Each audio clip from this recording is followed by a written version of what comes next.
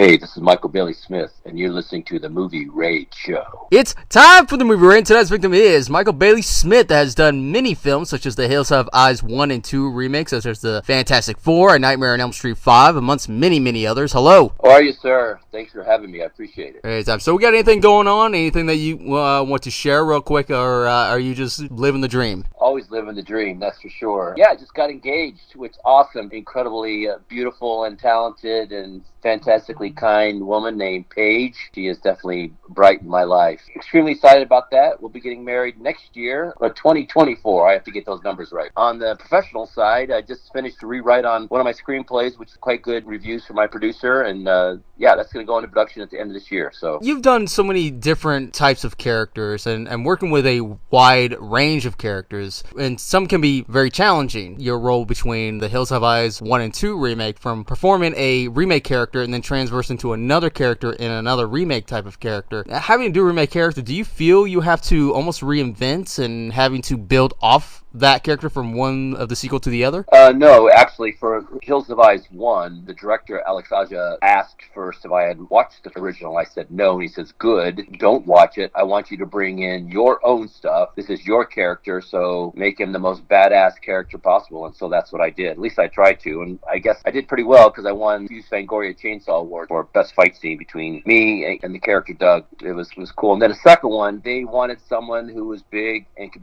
play badass and be the head of all the mutants, and that was Papa Hades, and that's what I did. So it was fun. That was fun as well. You know, anytime you get a role, anytime you get asked to do another role, you're just always blessed. It's so hard in this business to be successful, to get anything, to win anything, or to capture a role, and when you do, it's just a blessing. Do you feel that past roles that may not have given a chance of opportunity as far as the motivation goes, but to create your own opportunity, do you feel this is what makes a stronger character structure-wise in your future films or future roles? The way it's written on the page is one thing, but when the actor gets that role and works that role, he will find new and interesting things to that and bring really great things to the set on the day of filming. And that's what the director wants, right? When he hires someone, he wants to make the film better. I always draw the analogy to being drafted. I got fortunate enough to spend a little time with the Dallas Cowboys in 1985. That's probably before you were born. But in 1985, I went as a free agent to the Dallas Cowboys, and I got blew up my knee in camp. But the reason why I'm mentioning is that when they draft you or when they bring you as a free agent, they don't bring you there to make the team the same or worse. They bring you there to make the team better. They want to win a championship. Same thing when a director hires you to come onto the set. Yeah, say what's on the page, but they want you to bring your special sauce, personality, your creativeness. And so I think with any character that I've played, I've always tried to make it an interesting and special character and make it stand out. And I've been very fortunate in making that happen. A good example would be Charmed, right? So Charmed, I played 5 different characters, and each one I made totally different, so you could not tell it was the same actor. I did it either through the way of my voice, my physicality, the way I walked or handle myself, things like that. So there's a lot of different things you can do to make each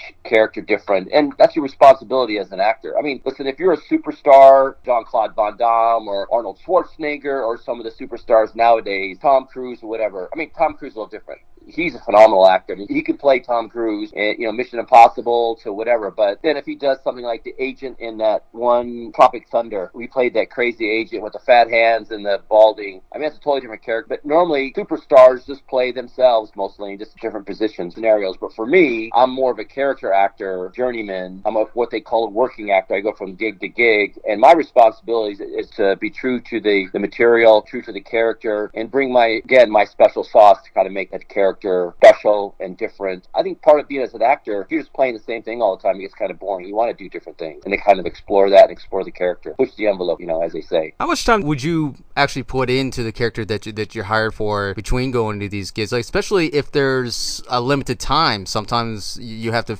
just do it within a couple weeks or even a month. Even a month, it is not enough to get in the character. But how much time do you actually spend between film and in television? I know they're both different times, but how much would you spend for yourself to get in and out of that character? You could even take that more granular. Look at soap operas. So I've done 3 or 4 soap operas, like Bold and the Beautiful and Days of Our Lives. Basically, you get the role, and in the next couple days, you're actually on the set. They give you no rehearsal time. You get one take, and that's it. It's like a machine. They shoot probably 30 pages in a day. It's just crazy how many pages they shoot in a day. And all these sets are already pre-set up, and you have this like trolley that just takes the camera, everybody lighting, all that together. And, you have to be ready. And there's no retakes. And then with television, you get a little bit more time. At sitcom, there are sitcoms where I've been hired in the morning and it started that afternoon, like Drew Carey Show. I think it was back in the 2000s. I did that sitcom. I got hired in the morning, and then that afternoon I showed up on the set. But that's for rehearsal. You have time for that. Normally, sitcoms, you get hired on a Monday, and you start the next day, and the live show is on Friday, so you're rehearsing throughout the week. Movies, a little bit different. You might get a week or two, sometimes more. Like bigger films, you'll get like a month out where you can really prepare for it, especially if you have to change your physicality. Either you want to be bigger, stronger. Like when I fought Jean-Claude Van Damme, I played a big role in a movie called In Hell with him, and I had about 2 months to train MMA, and so I did a lot of ground fighting, jiu-jitsu, and all those things like that. So, it depends. Physical role, if it's something that's more emotional, where I have to really prepare, normally you get enough time. Everyone uses a different method, and sometimes people use the same method over and over for other roles, but having to deal with the emotional of the character that you're dealing with in and out, how does that really affect you trying to be in the character and then getting out of it, especially when you do have that limited time? How would you get in and out of that character without actually not losing that character in general? Well, that's the part about being there's method actors, right, that basically live the character 24/7. If it's an accent, they'll stay in that accent. I know Hugh Laurie, when I did TV show House, he spoke with American accent the whole time, but he's from England, right? So I didn't even know that till after we got done. And there's other actors that stay in character the whole time, and that's more method, where I'm a mixture of both, especially if I'm going to do something with prosthetic work. You cannot not be in character. It seems like almost can't walk around killing people and eating them. That would be tough, but keeping that emotional level. But it also too, it's very exhausting if you want to stay in that kind of state all the time. When you're doing a scene, it's normally the writer, you would try to get into the scene as late as possible and get out as early as possible and make it a heightened scene. And so as an actor, if you want to play that, it'd be impossible for you to stay in that heightened state the whole time. So you have to have it like simmering and ready to go, and then when you step on the set, you let it go. So that's kind of what you do. That's kind of what I do. I kind of stay in that kind of state. And then at the end of the day, get out of prosthetics and then go back to the hotel or whatever I need to do. But then when I'm back in prosthetics, if it's a prosthetic part, then I'll do that. If it's non-prosthetic part where I'm just being a straight actor, then pretty much the same thing. Once you get in the trailer, you start thinking about what you got to do, and you get the makeup, and then from there you get the wardrobe on, and then that whole process kind of prepares you for when you actually step on set. And if it's something really difficult emotionally, then as an actor, you have to prep yourself for that, right? There's techniques and things you can do to do that. Characters come and go, and characters succeed, and some characters don't succeed grasping that audience. But if an artist's character does fail gaining the audience attention, should that artist use that to almost reinvent themselves or future characters, or should that be a motivation and just use the successful characters instead? I don't know about that. I don't know if there's really a failure of an actor. That's not what happens. To me, it's not. If you're true to the character and true to the material, you're going to be successful. Now, with any movie or TV show or whatever that you make, there's a ton of different parts that go into making something successful. There's the directing, there's the lighting, there's the set design, there's promotion at the end of it, things, all writing, all that together. The actor just plays it's an important part, but just one small part in a big company or machine to get something, onto the screen, either on Netflix or something in the movie theater, right? Now, there are things that I've done that doesn't work too well, maybe an accent or something like that, or I remember on The Hills of Ice 2, I was going to do something, and then with my voice a little bit, and Wes Craven came up to me and says, I don't think that's going to work, so don't do it. So I did it. And normally a director will let you know, and that's kind of his responsibility too, right? He is the director. He's the guidepost to how this movie gets made. It's his vision, so you have to keep within what he says, his vision. Is it better to plan what characters to perform in the future, or really only go for the roles that may cater or better suit that artist? Do you feel that way, or do you think that's a little bit obsolete of today's cinema? I'm not a movie star, right? So yeah, I'm recognizable. I mean, Michael Bailey Smith, I'm on Google, and you can whatever, right? So all those things. Now, for me, as an actor, I had to audition probably for 90% of the things that I've gotten. I don't really have a lot of choice. There are some roles that I've turned down just because it was kind of against my moral standards that I didn't want to do. For the most part, most actors are going to take what they get, right? And they're pretty darn lucky to get those. Yeah, if you're an A-lister, they're going to pick and choose the characters in the movies that they want to do. A lot of reasons because they want to shape their career a certain way or a certain direction. For me, I was blessed to do a few horror films, but the majority of my work has been without prosthetic. And I've done, a lot of comedies. I've done a lot of dramas. My career's been very eclectic across my 30 years, from video games to commercials to TV shows to sitcoms, dramas, to actual movies, and all types of movies as well. And so an actor takes what he can get, right? And what he can audition for. Some movies that I read for that were big ones and some that weren't. Again, you take what you can get. Hey, beggars can't be choosers sometimes. You got to get what you can get. Right. Would you say choices is pretty limited today when getting roles? Things keep growing faster, technology keeps growing faster, but roles get either harder to get or more limited to their ability because someone else is doing this and this and this. Yeah, I don't know about that. There's a lot more different avenues now for TV and things like that. There's shows being done on Hulu, Amazon, Netflix, Apple, all these different avenues, right? Before, when I started, there was the network and there was VHS, and then DVD. DVD is still around, but not as much as anymore, right? There's Blu-ray, and that's kind of fading away because everything now is on. Either now it's going to be streaming or it's in the theater. And now theaters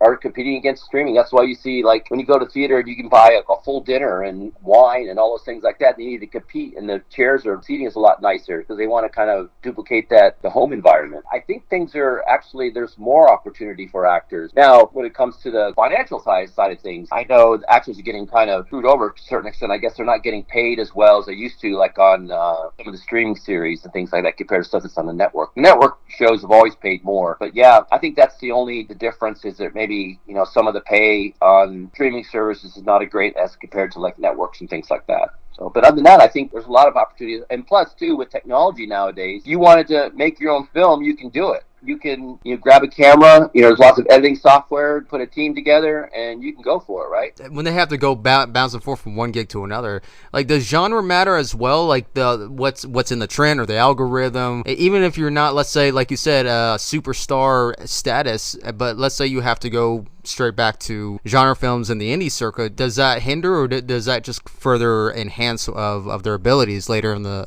upcoming films? So what happens is that when you first start out, you do everything you can get, right? It could be student films for free. It could be whatever it is, your friends' films. It could be you're doing whatever you can to put your mug on a screen to get tape so you can show other people. And then after that, you'll start probably landing some TV shows and maybe a small movie, and then you kind of build your name, and then you start landing bigger roles. And that's kind of how my career went. I went, the same thing. I did a bunch of free stuff. In Los Angeles, I went to UCLA and USC and UCLA, the two big film schools, and did a lot of free stuff for them and got video on that, put together a demo reel and kind of worked from there. Then doing a lot of commercials as much as I could, a lot of TV, sitcoms. I did some low budget films. Every so often I'll get like a bigger budget film like My Favorite Martian or something like that I got to be on. And then your career progresses where you go from being like a featured, like a couple lines on something, to now you're a co-star on something, to now you're a guest star on TV shows. And now you went from being like a featured person on a film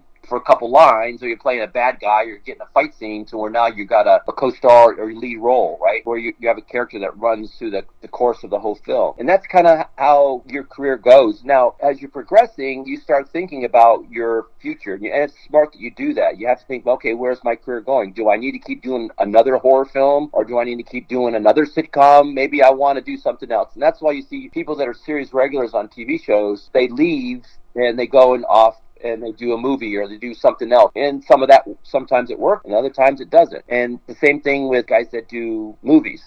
Guys and gals that do movies, the same thing. They'll do mostly the serious stuff, action stuff, but also they'll do a comedy. Again, I'll draw the analogy to Arnold Schwarzenegger. So he did all these action films, and all of a sudden he did, the movie Twins, right, with Danny DeVito. And that showed like a lot of range with him and being this kind of big, kind of gentle, goofy dude. That's what you got to kind of do. But again, like most actors, like a small percentage of actors are the ones that can make a choice or have a choice in the industry on what they can do. They get offers all the time. Most actors, they take what they can get, and they're lucky to get that. So I would say probably 95% of the actors out there are auditioning and just begging for something, to hoping to get something. There's that rare 5%, or the A-listers are the ones that don't have to do that. Do you believe in there's such thing as financial stability within this, or is this always going to be either under, middle, or sometimes you get lucky and have that high break of financial stability? Again, I was in the 7th percentile of all actors, not the top 10 percentile of actors making money in the business. So that means that 93% of the actors out there probably didn't make a lot.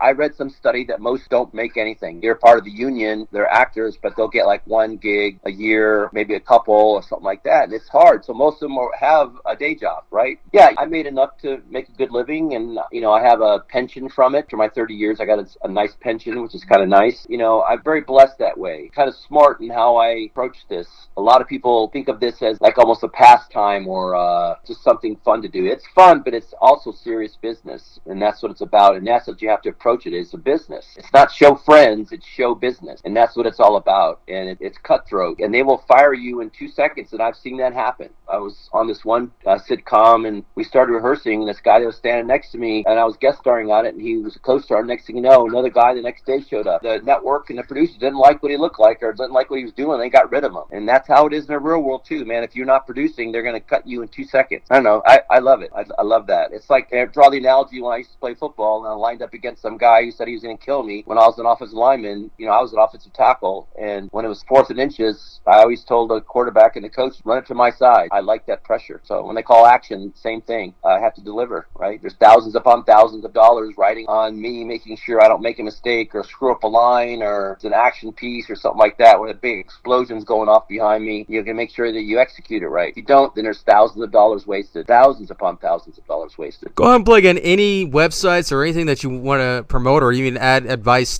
Questions, you can always email me at mbs@michaelbaileysmith.com. I'm always on Facebook as well. I'm on Twitter and Instagram. That's it. And my only advice is, if you want to become an actor, if you want to get in this business, you can't do it halfway. You got to do it all the way. I know a lot of people that say, yeah, I want to do what you do. Well, then do it. And they just talk about it, but they don't do it. Really give yourself to it, to make it happen. It's like anything, right? Like, I always draw the analogy of Kobe Bryant. Kobe Bryant was this great basketball player. Well, he became that because every waking moment he was practicing. He was shooting thousands of shots before a game, after a game. It didn't matter. He was always practicing. And the same thing as an actor, you got to be in it. Really want to be successful, you got to be in it all the way. There's no halfway. Well, there you have it, everybody. That is actor Michael Bailey Smith. Thank you, sir. Thanks for having me.